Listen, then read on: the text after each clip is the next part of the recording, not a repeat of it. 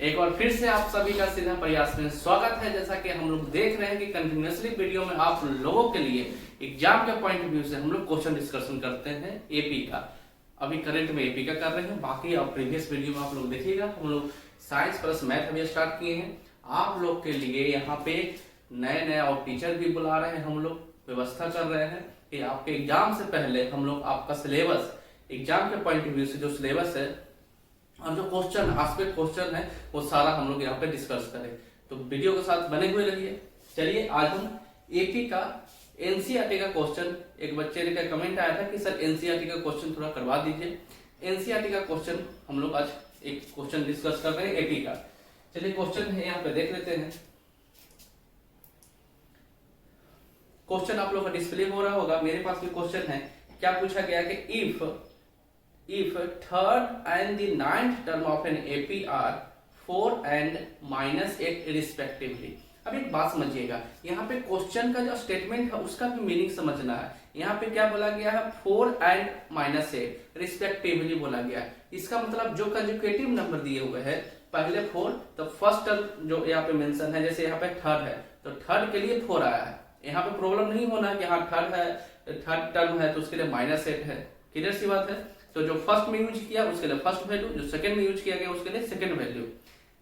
Question में क्या पूछा गया, which term of AP is 0, which term of an AP is 0। चलिए यहाँ पे डेटा लिख लेते हैं।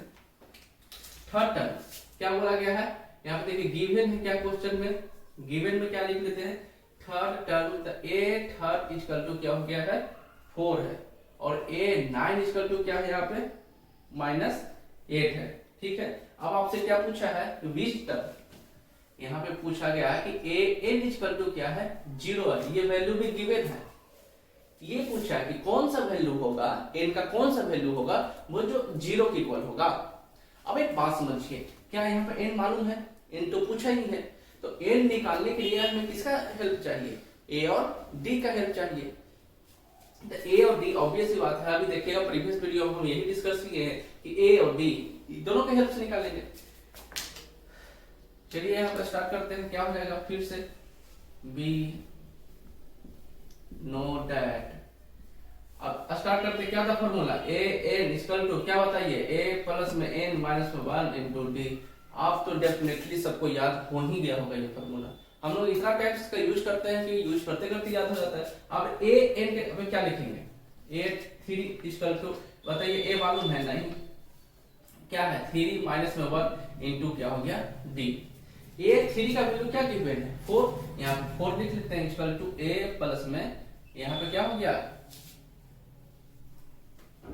2d। इक्वेशन कैसा हो गया फर्स्ट। फिर से आप लोग इतना समझदार हो गए होंगे।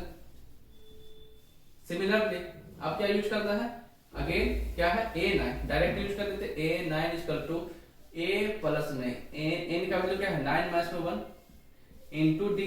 a9 का वैल्यू क्या है माइनस में 8 इक्वल टू क्या हो गया a प्लस में 8d। इक्वेशन सेकेंड हो गया। अब a और d का वैल्यू निकालना है, तो a और d का वैल्यू निकालने के लिए हम लोग क्या करेंगे, क्या करते हैं फिर से subtract.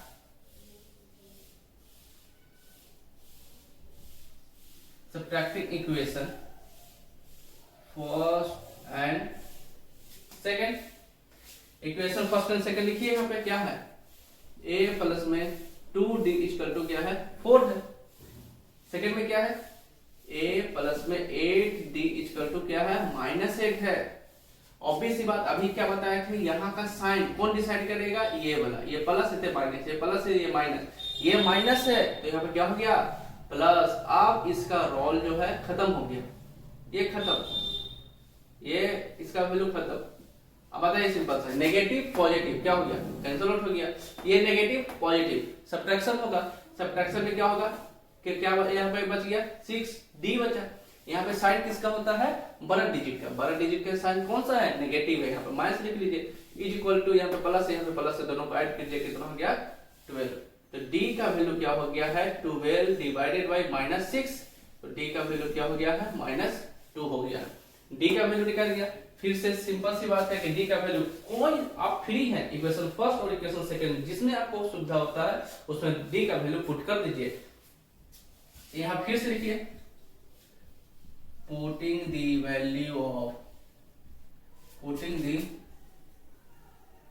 Value of D in equation first. जो जिसमें वैल्यू आपका इजी लगे कैलकुलेशन, आप उसको ऑप्ट कर सकते हैं, आप फ्री हैं यहाँ पे क्या हो गया है, 4 प्लस में a का वैल्यू फाइंड आउट करना है, 2 इंटू डी का वैल्यू क्या है -2, 4 इक्वल टू a माइनस में 4, ठीक है। तो ऑब्वियसली किसका वैल्यू निकालना, a का, a के साथ जो भी हो उसका साइड चेंज कर देना है। यहाँ पे क्या हो गया, यहाँ पे +4 हो गया। अब हम लोग जानते हैं कि साइड चेंज करने पे क्या होता है, साइन चेंज होता है। तो बताइए a इक्वल टू क्या हो गया, 8 हो गया, a इक्वल टू क्या हो गया, 8 हो गया। अब आपसे यही पूछा है कि n का वैल्यू बताइए, उस n का वैल्यू बताइए जो 0 हो जाए। तो n का वैल्यू निकालने के लिए a और d का मालूम होना जरूरी है। अब यहां से फिर स्टार्ट करते हैं, देखिएगा a n इक्वल टू क्या लिखेंगे, a का वैल्यू क्या है 8 है, प्लस में n माइनस में 1, क्योंकि n तो मालूम है नहीं, d का वैल्यू क्या है माइनस में 2 है, ब्रैकेट में रखिए, an का वैल्यू क्या है 0 गिवन है। तो आप यहाँ पे क्या लिखेंगे 0, यही नहीं बोल रहा कि 0 आना चाहिए, n का वैल्यू बताइए जो जिसका 0 वैल्यू है। तो 8 लिख लेते हैं प्लस में, अभी -2 तो हम लोग क्या करेंगे, छोड़ देते हैं। यहाँ देखिए n माइनस 1 फिर से -2 हो गया।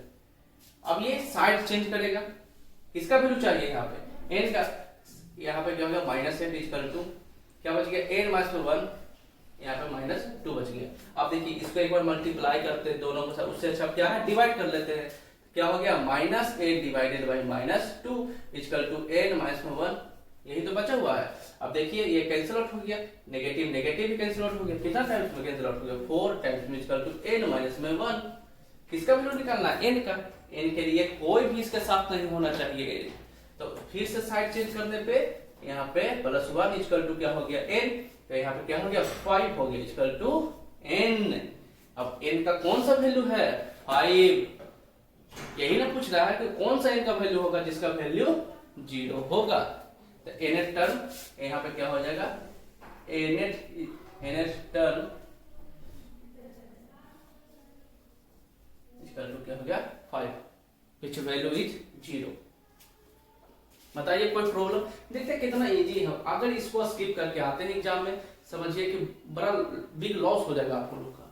इसलिए एपी का क्वेश्चन को 100% करके आना है। इसलिए जो भी अभी प्रॉब्लम है उसको सॉर्ट आउट कर दीजिए आप लोग। जो प्रॉब्लम हो रहा है कि हाँ ये और प्रॉब्लम है, आप लोग कमेंट कीजिए, हम लोग यहाँ पे अवेलेबल है आप लोग का प्रॉब्लम को सॉर्ट आउट करने के लिए। बात आ रही समझ में? चलिए वीडियो के साथ बने हुए रहिए, मिलते हैं नेक्स्ट वीडियो में।